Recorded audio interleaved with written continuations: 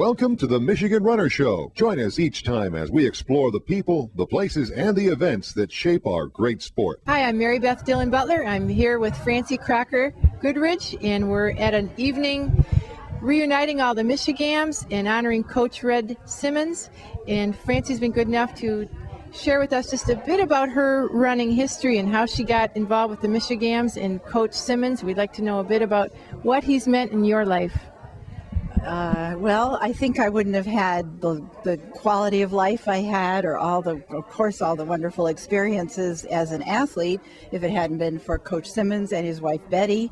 I was their hobby. I was the first athlete that they were looking for to see if they could find someone to coach to the Olympics. And so that was what was presented to me when I was 14. And thanks to my mother, who had a sense of what that could mean for me, even though she knew nothing about athletics, she said, you really want to have the chance to be good at something. And that was it. And it was a spark that obviously ignited a whole world of opportunity for all these women and women like them all over the country. Red was one of the coaches of maybe no more than 24 in the entire country who started track clubs for girls. And it just exploded into the kinds of opportunities that not only we had, but that everyone has now. So and he made my life wonderful by having these opportunities. Highlight for us, Francie, your running achievements, of which I know there are many. Maybe you could just talk a bit about your greatest thrill in the sport of running. Well, obviously, I think probably it would have to be the Olympics.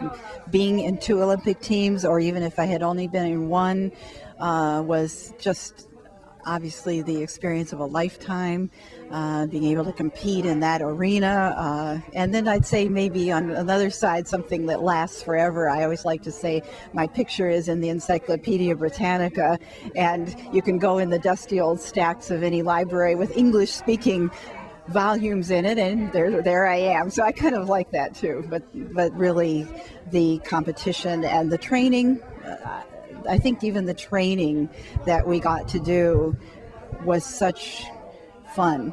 It was so hard, and you accomplished so much just by being an athlete, even without competition at the end of it. I guess that's what I'd have to say is what I think back and what means the most.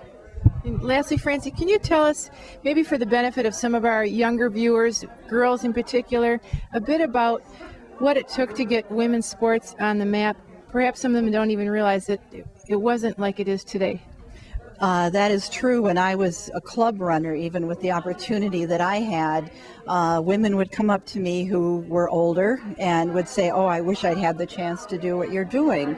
And of course, I realized that women of years just before and of course all the generations before, never had the opportunity to say, I want to be an athlete and have a place to go and do so. And in fact, barriers were constantly being thrown in women's attempts to do that, whether it was riding bicycles in the 1890s or all those years in between where we really had nothing that we could do that wasn't just little pockets of opportunity. And that's what these little pockets of opportunity that these track clubs ended up becoming, which was an entire sport that's accepted by everybody. So, I think it's hard for young people who have all these opportunities before them and have to choose to realize that no opportunities existed. So it is an amazing thing that's happened in a generation.